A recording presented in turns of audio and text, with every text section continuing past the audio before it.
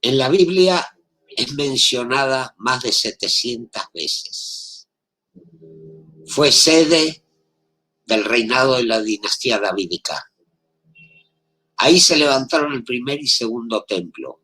Durante más de 2000 años estuvo presente en todas las plegarias judías, desde las plegarias diarias en que se pide su reconstrucción, hasta en las plegarias de Pesaj y Yom Kippur, que decimos el año que viene en Jerusalén.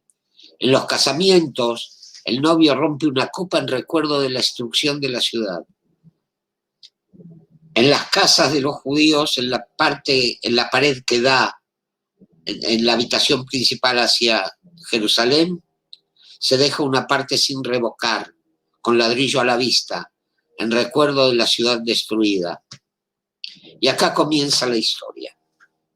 Hay un mito palestino que se divide en varias partes. Empecemos. Jerusalén en la antigüedad era la capital del reino cananeo y por ende parte de la herencia histórica palestina. Mientras que no hay evidencia de la existencia de un presunto templo judío, como tampoco hay evidencia de un reino judío con capital en Jerusalén, se sabe que la mezquita lejana mencionada en el Corán es la mezquita de Al-Aqsa que se levanta en la explanada de las mezquitas. En 1967 los israelíes ocuparon militarmente Jerusalén Oriental y tras anexarla a su territorio comenzaron un proceso de judaización de la ciudad, arrebatándole su identidad palestina y declarándola su capital en contra de todas las resoluciones de la ONU que no reconoce esta anexión. Acá vamos a la verdad. He reunido 3 mitos con respecto a Jerusalén que los palestinos toman como base para reclamar la ciudad. Vamos a desmentirlo uno a uno. Primero, muy mal podría haber sido Jerusalén capital de un reino cananeo, porque simplemente tal reino nunca existió. En Canaán existían ciudades-estado, reinos independientes, a veces aliados, otras sometidos unos a otros, otras en guerras entre sí, con sus propios reyes y sacerdotes, su propia moneda y sus propios dioses. O sea que no integraban ninguna unidad política. En cuanto a la herencia histórica palestina, los palestinos son árabes, o sea, semitas, mientras que los cananeos eran camitas, o sea, emparentados con los primitivos egipcios y los actuales coptos. Desmentido el primer mito. 2. Son abundantes los hallazgos arqueológicos que prueban la existencia del reino judío en la tierra de Israel, como así también de la existencia del templo. Por citar algunos ejemplos. La estela de Meneptah, también conocida como la estela de Israel o la estela de la victoria de Meneptah, es una inscripción del antiguo faraón egipcio Meneptah, que reinó entre 1213 y 1203 antes de la era común, descubierta por Flinders Petrie en 1896 en Tebas, y ahora se encuentra en el Museo Egipcio en El Cairo. El texto es en gran parte un relato de la victoria de Meneptah sobre los libios y sus aliados, pero las últimas 3 de las 28 líneas tratan de una campaña separada en Canaán, entonces parte de las posesiones imperiales de Egipto.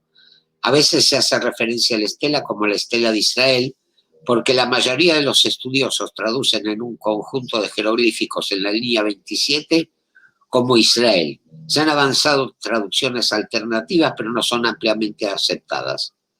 La estela representa la primera referencia textual a Israel y la única referencia del antiguo Egipto. Es una de las 4 inscripciones conocidas de la Edad del Hierro, que datan de la época y mencionan al antiguo Israel.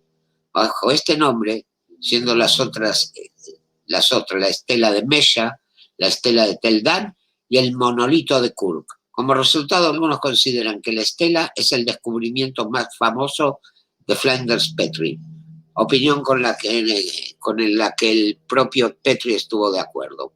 La estela de Mesha, también conocida como la piedra moabita, es una piedra inscrita establecida alrededor del 840 antes de la era común por el rey Mesha de Moab, un reino ubicado en la actual Jordania. Mesha cuenta cómo Chemosh, el dios de Moab, se había enojado con su pueblo y había permitido que fueran subyugados a Israel.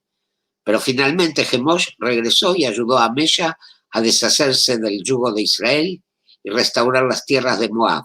Mesha describe sus muchos proyectos de construcción.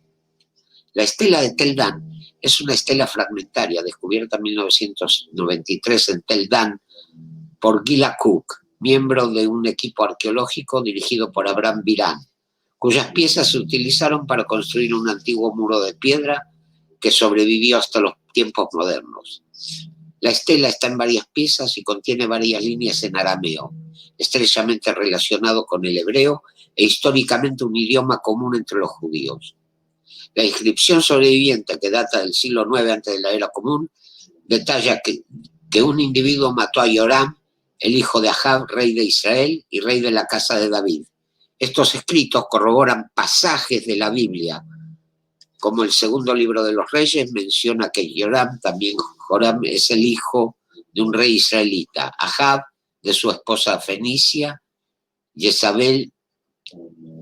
Aplicando un punto de vista bíblico a la inscripción, el candidato probable para haber erigido la estela es Azael, un rey arameo cuyo idioma habría sido el arameo, quien se menciona en el segundo libro de los Reyes por haber conquistado la tierra de Israel, aunque no pudo tomar Jerusalén. En el libro Vida de los 12 Césares del historiador romano Suetonio, Gayo Suetonio Tranquilo, nacido en el 70 de la era común y fallecido en el 126, cuando relata las biografías de Vespasiano y Tito, menciona el sitio de Jerusalén y la destrucción del templo. No debemos pasar por alto que en el arco de Tito aparece la reproducción de un candelabro de 7 brazos como parte del botín capturado en Judea. En cuanto a la mención de la mezquita lejana en el Corán, no se menciona en ningún momento el nombre de Jerusalén, ni tampoco su nombre árabe, Al-Quds. El viaje de Mahoma a la mezquita más lejana aparece en el Corán, en el versículo 17.1, que afirma: exaltado sea él que llevó a su sirviente por la noche de Al-Masjid al-Haram hasta Al-Masjid al-Aqsa, cuyos alrededores nosotros hemos bendecido para mostrarle nuestros signos. De hecho, él es el oído y la vista. Corán, Sura 17, Al-Isra, Aleya primera. Jerusalén aparece nombrado de una manera más concreta en la biografía de Mahoma, realizada por Ibn Ishaq en el siglo VIII, donde afirma: entonces el apóstol fue llevado de noche desde la mezquita de la Meca hasta Masjid al-Aqsa, que es el templo de Aelia. Aelia Capitolina fue el nombre oficial romano y bizantino para Jerusalén desde el año 130 de la era común hasta la conquista musulmana. Ok, pasemos a tiempos más modernos. En el año 1860 se fundó Yemin Moshe. Fue el primer barrio judío levantado fuera de las murallas de la ciudad vieja de Jerusalén. Hoy es conocido por su magnífica urbanización y vistas, con unas 100 casas que dan al lado occidental de la ciudad vieja. Fue por iniciativa del filántropo británico Sir Moses Montefiore, que construyó nuevas casas en esta colina para aliviar la congestión y pobreza del barrio judío de Jerusalén. La primera construcción se llamó Mishkenot Sha'anim. Hoy es un hostal original. El barrio es identificable fácilmente por el gran molino de viento, que nunca estuvo operativo, visible desde muchos lugares de la ciudad que hay en la cima de la colina, oteando el Valle Hinnom en la calle de King David.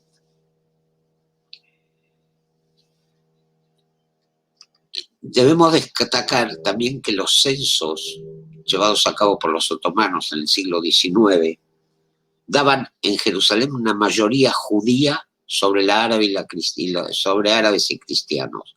Ahora bien, vamos avanzando en el tiempo. El 29 de noviembre de 1947, la Asamblea General de las Naciones Unidas vota la resolución 181 de partición de Palestina en 2 estados, uno árabe y el otro judío, en realidad del 20% del territorio original del mandato, dado que en el 80% restante los británicos habían creado el Emirato Árabe de Transjordania, la actual Jordania. La resolución establecía: la ciudad de Jerusalén se establecerá como un corpus separatum bajo un régimen internacional especial y será administrado por las Naciones Unidas. Precisaba que la ciudad de Jerusalén incluiría la municipalidad de Jerusalén y las ciudades y pueblos de su periferia, siendo el más oriental Abu Dis, el más meridional Belén, el más occidental En Karim, incluyendo el área urbanizada de Moza, y el más septentrional Shofat. Estaba previsto que el régimen internacional de la ciudad de Jerusalén durase 10 años, transcurridos los cuales se celebraría un referéndum entre sus habitantes que decidiría el futuro estatus de la ciudad.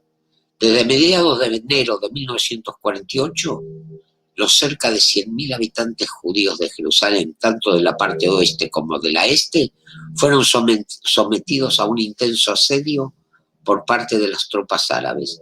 En medio de los enfrentamientos, la administración británica abandonó Palestina el 15 de mayo de 1948, fecha en que expiraba el mandato británico, y un día después de que David Ben Gurión leyese la Declaración de Independencia de Israel en el Museo de Tel Aviv.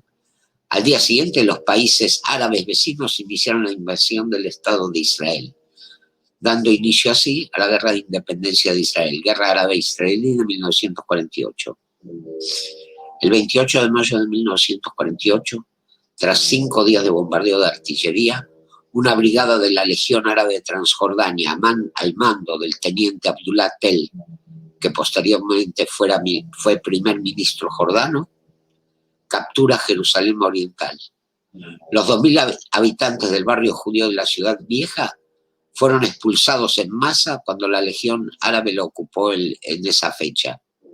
El comandante jordano que lideró la operación informó a sus superiores: por primera vez en 1000 años no queda un solo judío en el barrio judío, ni un solo edificio se mantiene intacto. Esto hace que el retorno de los judíos aquí sea imposible.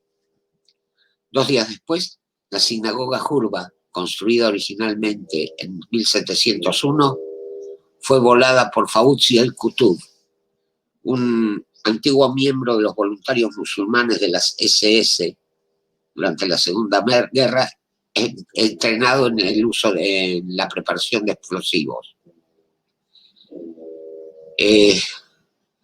Lo hizo diciendo: para que ningún judío vuelva a orar en la ciudad de Jerusalén. El esfuerzo militar que permitió mantener abierto el camino entre Tel Aviv y Jerusalén para evitar que los barrios judíos de la ciudad cayeran en manos jordanas llevó varios meses de intensas luchas y fue uno de los que más vida les costó a Israel en toda su historia. La partición prevista por la ONU nunca se llevó a cabo a efectos reales, debido a la guerra civil y a la posterior guerra árabe-israelí, durante la cual Jerusalén fue ocupada por las tropas de Jordania. El conflicto dejó la ciudad dividida en 2 hasta su reunificación tras la Guerra de los 6 días. En noviembre de 1948 se estableció una tierra de nadie entre las posiciones militares de ambos ejércitos. Moshe Dayan, comandante de las fuerzas israelíes en Jerusalén, se reunió con su homólogo jordano Abdullah Tel en una casa desierta del barrio jerusalemítano de Musrara y trazaron en un mapa las posiciones de ambos, la posición israelí con una línea roja y la jordana con una línea verde. El armisticio árabe-israelí de 1949 se estableció sobre la base de la línea de demarcación llamada línea verde, fijada por el avance militar de ambas partes. Dejaba la parte oeste del lado israelí, mientras que la parte este quedaba en manos de Jordania, incluyendo la ciudad vieja, pero con excepción de un enclave israelí en el monte Scopus, donde se encontraba la Universidad Hebrea y el Hospital Hadassah, instituciones que suspendieron sus actividades en esa zona hasta después de la Guerra de los 6 días. Se erigieron barreras de alambre de espino y de cemento por el centro de la ciudad, pasando cerca de la puerta de Yafo, en la zona oeste de la ciudad vieja amurallada. Y se estableció un paso fronterizo en la puerta Mandelbaum, algo más al norte. Hubo frecuentes escaramuzas que amanecieron en alto el fuego sin llegar nunca a romperlo. 53 sinagogas, muchas de ellas de gran valor histórico, fueron destruidas o convertidas en depósitos, como el complejo de las sinagogas sefaradíes de Nachmanides. Un ejemplo de esta destrucción fue la voladura de la sinagoga Jurba. Quiero dejar en claro, las sinagogas de sefaradíes datan de la Edad Media. Fueron establecidas por el sabio Nachmanides cuando debió emigrar de España por haber sido exiliado por el rey. Él fundó esas sinagogas y casas de estudio. Ya hemos hablado cómo fue destruida la sinagoga Jurba, actualmente reconstruida. El cementerio del Monte de los Olivos, uno de los más antiguos y donde estaban sepultadas generaciones enteras de sabios, fue profanado. Muchas de sus lápidas se usaron para pavimentar caminos. Y junto al Muro de los Lamentos se construyeron mingitorios públicos. Durante 19 años, los judíos no tuvieron acceso al lugar más sagrado del judaísmo, en contravención con lo estipulado en la Resolución 181, y Jerusalén Oriental quedó sumida en el abandono total. En 1967, Israel no ocupó Jerusalén. Israel la recuperó y la unificó.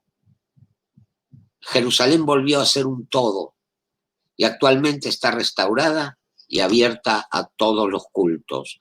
Y en cuanto a la judaización, señores, siempre fue una ciudad judía. Y no importa lo que diga la ONU, Jerusalén pertenece por derecho histórico a Israel y es la capital eterna e indivisa del pueblo judío.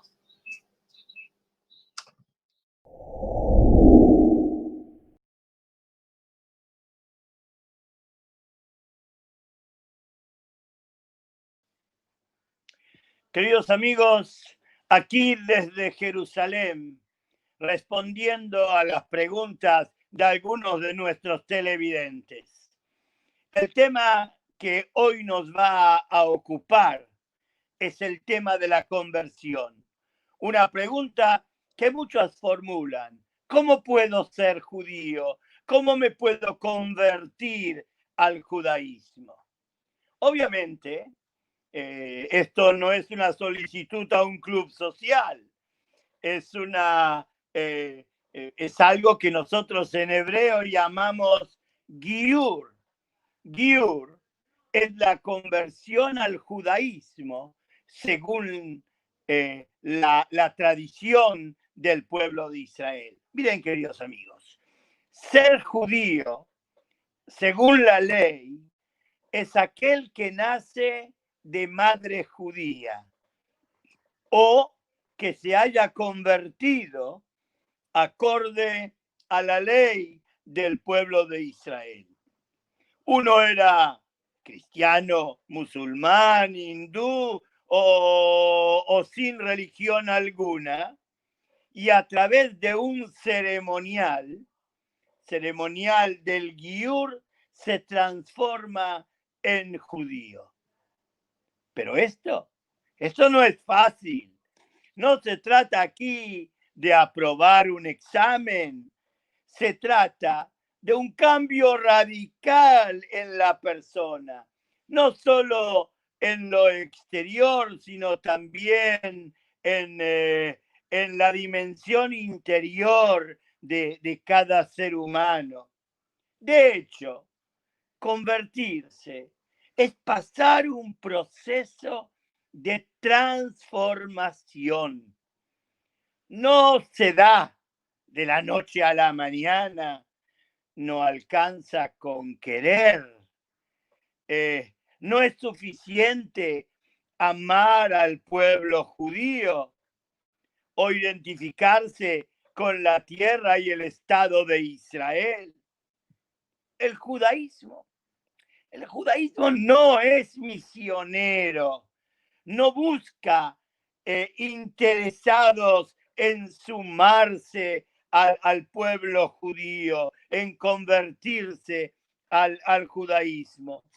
Diría más aún, nosotros creemos que una persona puede ser honorable y justo sin necesidad de ser judío. Como dijo el profeta Habacuc, Tzadik bemunato yihye, el justo en su fe vivirá. Y para recibir la gracia de Dios no se requiere ser judío, alcanza con ser una persona honrada y justa y ser constructivo en la sociedad de los hombres.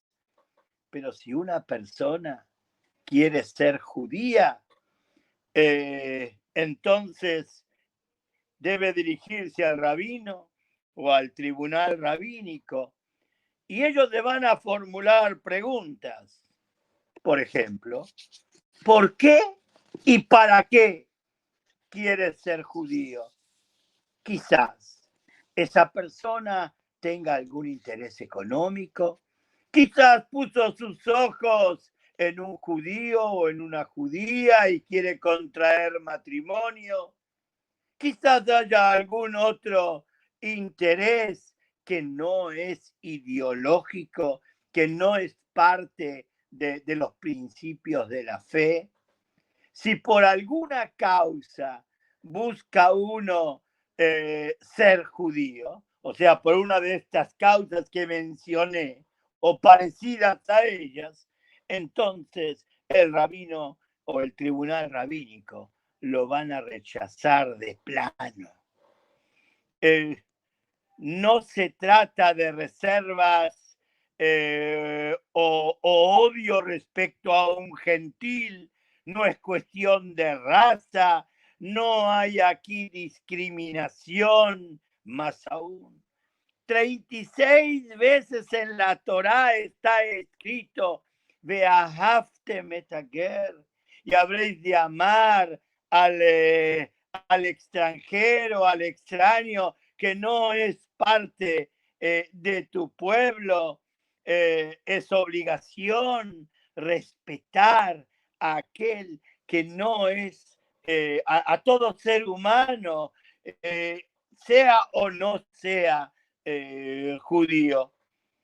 El tema básico aquí es el tema de la fe y las mitzvot.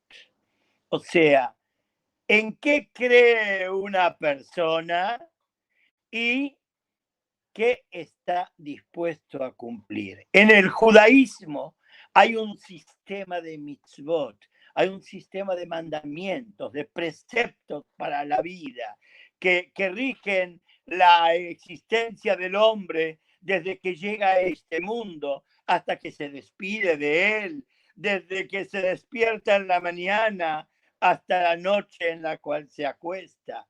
Hay mitzvot, mandamientos, está el Shabbat, la santidad del sábado, que no basta solamente con decir, oh, un día sagrado, no trabajo en este día y lo dedico al estudio y al espíritu. Hay también, hay normas, hay oraciones, hay cosas que se deben hacer. Está prohibido viajar, está prohibido encender luz. Hay toda una serie de normas y de principios que atañen a la vida del ser humano. El hombre en las mañanas, exceptuando el Shabbat y las festividades, debe colocarse los tefilim en la mano y en la cabeza, cubrirse con el talit, el manto ritual, rezar 3 veces al día las oraciones. Hay preceptos alimentarios, normas alimentarias, la comida kasher o kosher es parte de nuestra vida. Quien no está dispuesto a asumir estos principios no puede siquiera pensar en poder ser aceptado por un tribunal rabínico para efectuar su conversión. Y esto es un principio sine qua non, este es un principio que aquel que no lo acepta, no hay con él lo que hablar. Los rabinos dijeron que aquel que dice, oh, acepto todo lo que está escrito en la Torá y en los libros de la ley judía y en los dictámenes rabínicos, pero este detalle no lo quiero, esto no lo voy a hacer.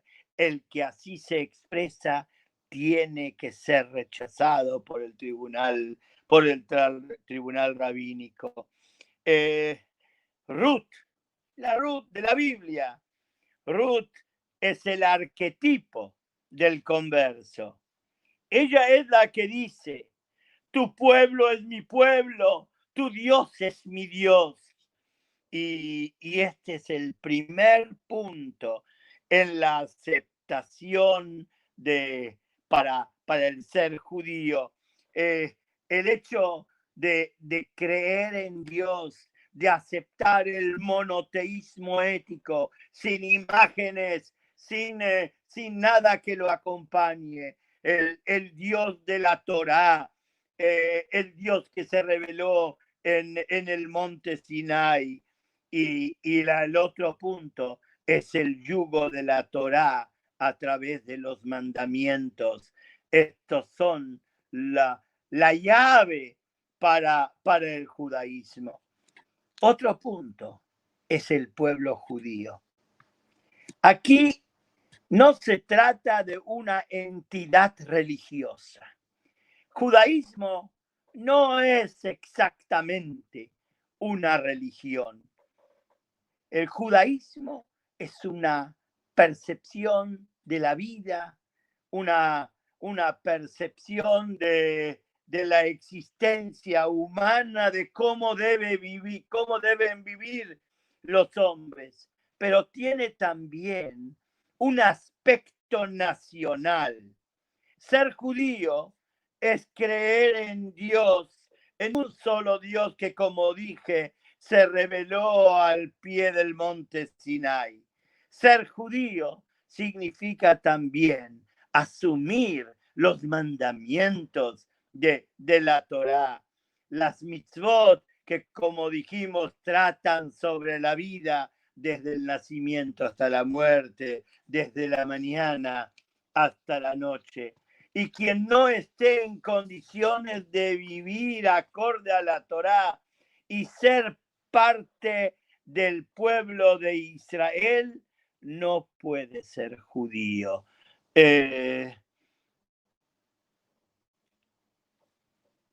Para ser judío hay que vivir en comunidad, hay que ser parte de las comunidades judías, hay que sentirse comprometido con el pueblo de Israel doquiera que se encuentre.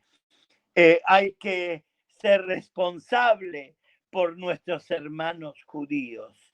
Hay que manifestar nuestro deseo inexorable de vivir como judíos. Fíjense, una de las preguntas que formulan los rabinos cuando alguien viene a querer convertirse es ¿por qué quieres convertirse? Y le dicen, pues, así lo trae también el Talmud, pues, ¿qué has visto que te quieres convertir al judaísmo? ¿Acaso no sabes que nos persiguen, que nos discriminan, que somos víctimas de atentados en todo lugar donde nos encontremos, aún dentro del Estado de Israel? La pertenencia al pueblo judío puede llegar a ser peligrosa porque terroristas hay en todos lados, también aquí en Israel, también en otras latitudes, y buscan perseguir y hacer mal a los judíos. ¿Para qué entonces uno tiene que tomar sobre sí este peso de ser judío? Y por eso lo que los rabinos checan cuando alguien viene a pedir convertirse es en qué medida esa solicitud es auténtica, en qué medida hay disposición a cambiar un estilo de vida, en qué medida se identifica ese hombre con esa mujer, con el pueblo de Israel y con los judíos, sin intereses marginales, sin otros objetivos que no sea el aferrarse a la fe de Abraham, de Isaac y de Jacob, y abrazar la Torá, que es nuestro modus vivendi desde que se reveló al pie del Sinai. Y este es un proceso sobre el cual hay que presentarse finalmente cuando uno ya está preparado, cuando uno ya sabe, cuando uno tiene conocimientos, cuando uno ya ha asumido la vida de Torah y de mitzvot. Entonces hay que presentarse al tribunal rabínico.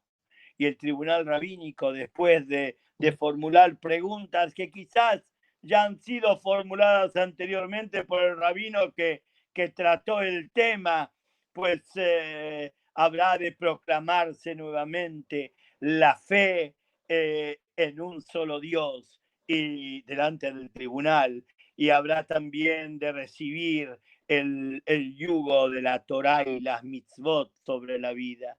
Y después el hombre habrá que hacer la circuncisión, Leshem Shamaim, con el objeto de que en aras del cielo, con el objeto de cumplir la mitzvah, el precepto del pacto de Dios y del pueblo de Israel a través de la circuncisión.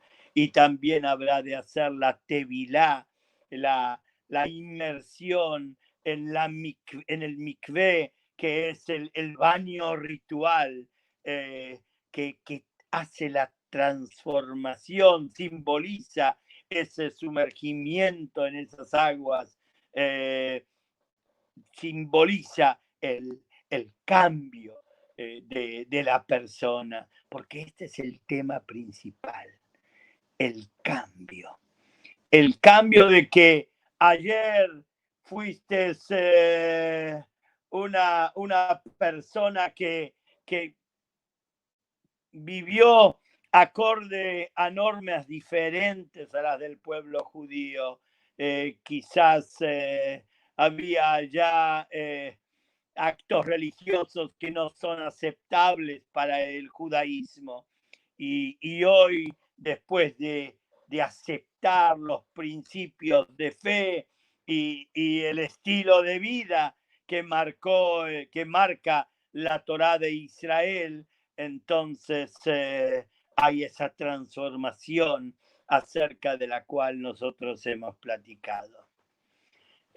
Hay gente que tiene diversos motivos, inclusive pueden llegar a ser muy sinceros y que buscan una conversión, sobre todo una conversión fácil.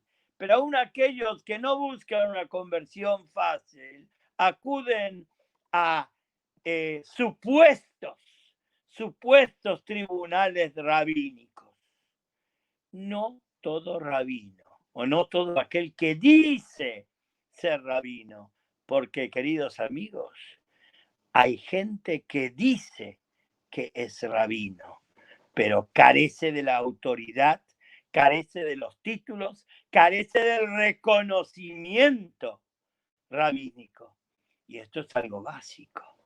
Aquel que carece de la autoridad no puede ejercerla.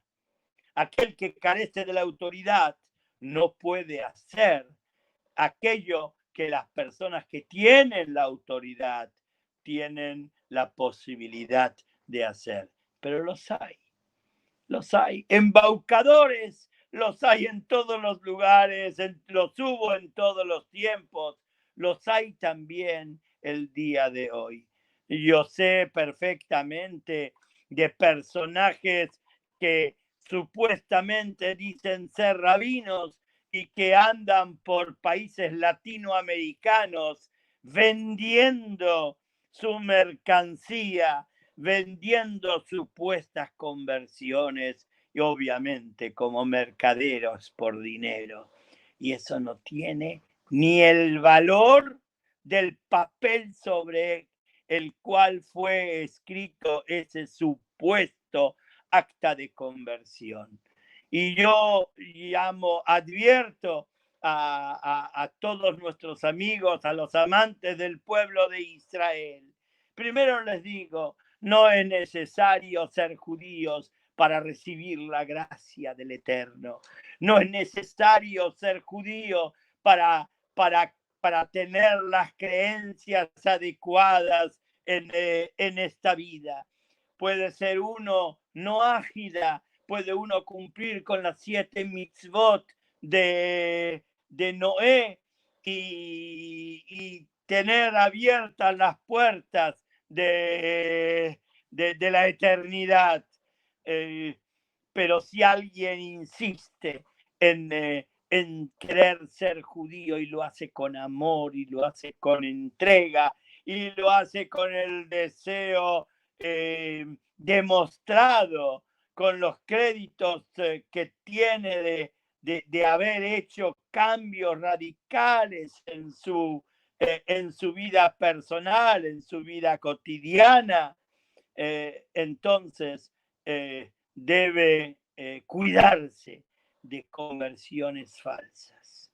Es una pena crear tanta desilusión en gente buena porque creen que si porque alguien tiene barba o anda con un sombrero es suficiente para poder llamarlo rabino.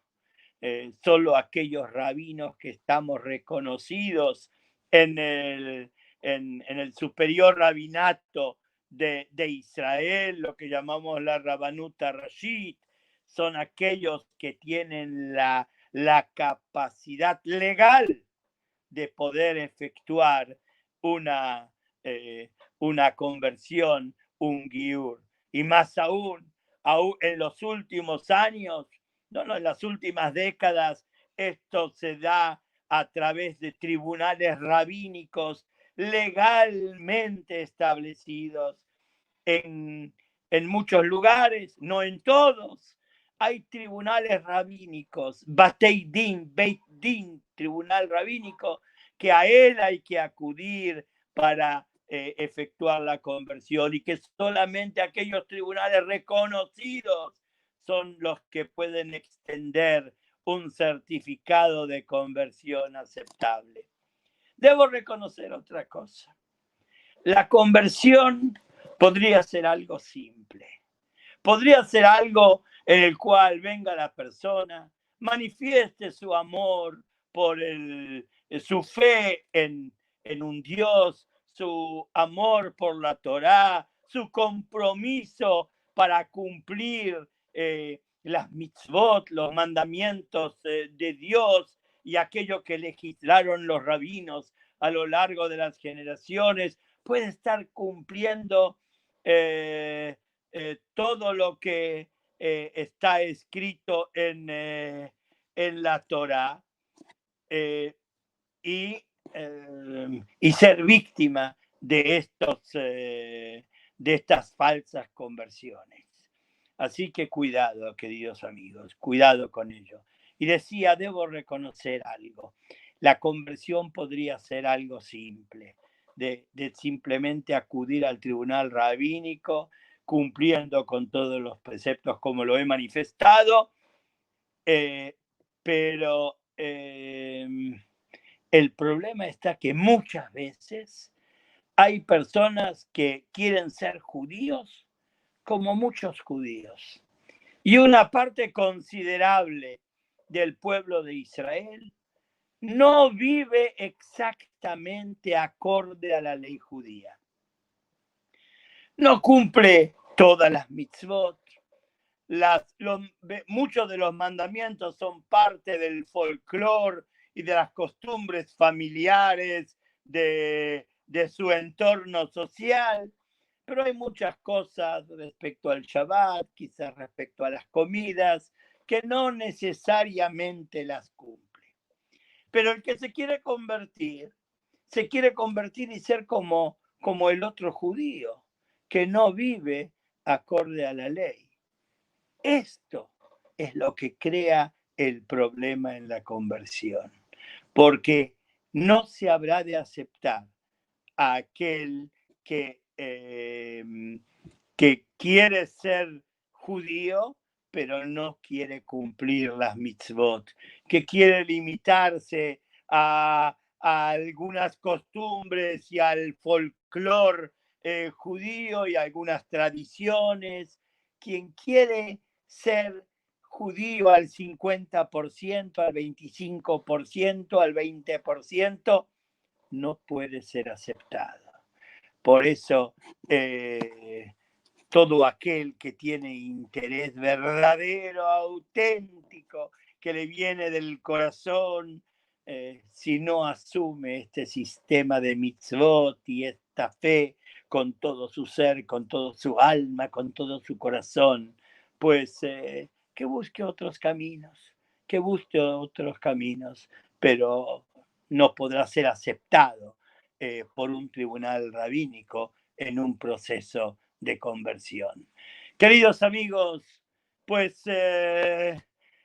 quiero darles bendiciones desde Jerusalén.